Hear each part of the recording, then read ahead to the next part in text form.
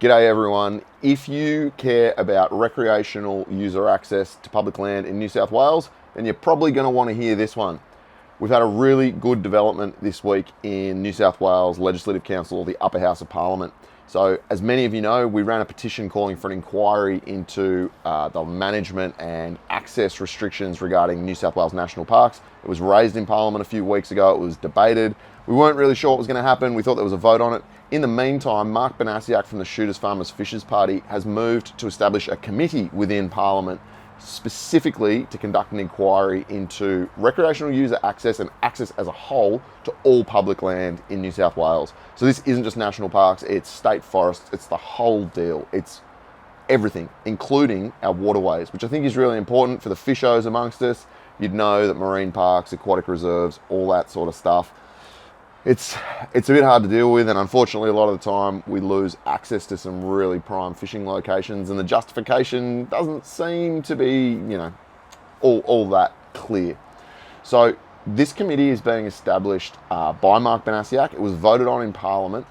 There was overwhelming support, interestingly, from the Labor government themselves, as well as independents, the Libertarians and the Shooters. In fact, the only politicians that voted against forming this committee and holding the inquiry into public land access were the Greens and the Animal Justice Party, which is unsurprising. It was quite interesting to see, reading the Hansard from the session in Parliament the other day. The Greens member, as usual, made it about, insinuating that it was racist and we were trying to take the land away from traditional owners, which is absolutely not the case. It's really interesting that the Labor government and the Environment Minister, Penny Sharp, voted in favour of forming this committee, because only a few weeks ago, when the petition went to her calling for an inquiry into the management and access of national parks, the Minister stated that an inquiry was not necessary and everything was fine.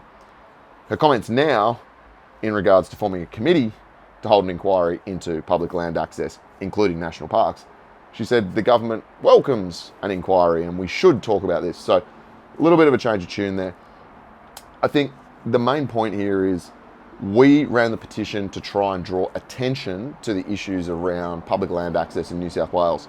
So I'm not claiming this is a win, saying we did a petition and now there's a committee looking into public land access, but I think it is related, and I think all of the efforts from all of you guys in terms of sharing the videos, sharing the petition, talking about it amongst your mates, and really, having discussions, whether it be around the campfire, around the water cooler at work, or anywhere else.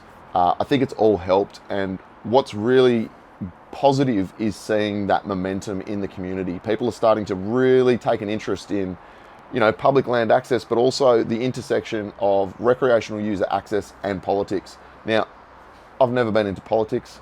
It doesn't particularly interest me, but I do understand that if we want to get anywhere with recreational user access to public land, we need to play the political game.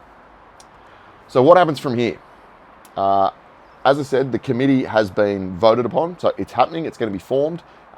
There's going to be 3 members from the government, there's going to be 2 members from the opposition, and there's going to be 2 members from the crossbench, including Mark Banasiak from Shooters, who raised, obviously, the committee. He will also chair the committee. And what's really interesting in the movement that Mark's created here, or the motion rather, is that he specifically articulated that all minutes from these committee discussions, any public consultation that the committee looks for as part of the inquiry, and any submissions received from the community all have to be published on social media and of course on the Parliamentary website. So I think what Mark's doing here is really clever. He's drawing a lot of attention to it and he's making sure that it's in the public spotlight. The only person that's allowed to speak on behalf of that committee once it is formed is Mr. Banasiak from the Shooters, who's obviously a great advocate for the outdoor community. So I think all of those things are fantastic.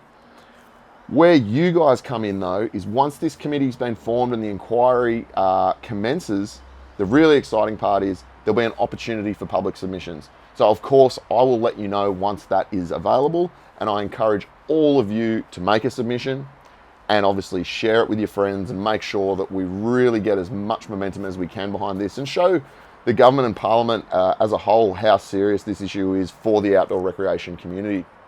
I'm sure a lot of you would have seen in the last week or so Michael Atkinson, Outback Mike, has been pushing really hard on the New South Wales National Parks consultation around proposed changes to camping in national parks, which is a sort of a fancy way of saying national parks have indicated they want to put the price up for us to camp in national park land. And Mike's done a fantastic job of drawing attention to that. He's been on traditional media talking about it. He's been really active on socials. The Environment Minister, Penny Sharp, even mentioned him by name the other day in Parliament and thanked him for his efforts. They've had over 23,000 submissions to that particular consultation for national parks. So it's not directly related to the access issues we've been talking about, but it all helps. Mike's now also got an e-petition live with the New South Wales Legislative Council, basically saying there should be no increases to camping fees.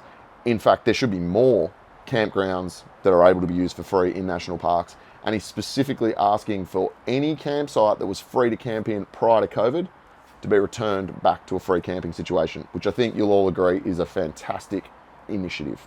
So that petition's live. I'm going to drop a link to the petition in the video description below. I encourage you, if you're a New South Wales resident, click the link, go and fill it out. You know the drill for these e-petitions. It takes less than a minute for you to fill it out, and it does make an impact. I think we can all be, really quite reassured that the effort that we've gone to launch this e-petition and to get all those signatures has had an impact. We've let the politicians know that we care about this stuff and we want it addressed.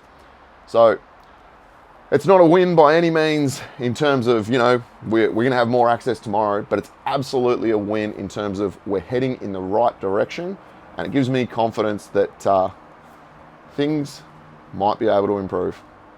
I'll keep you up to date, guys. Cheers.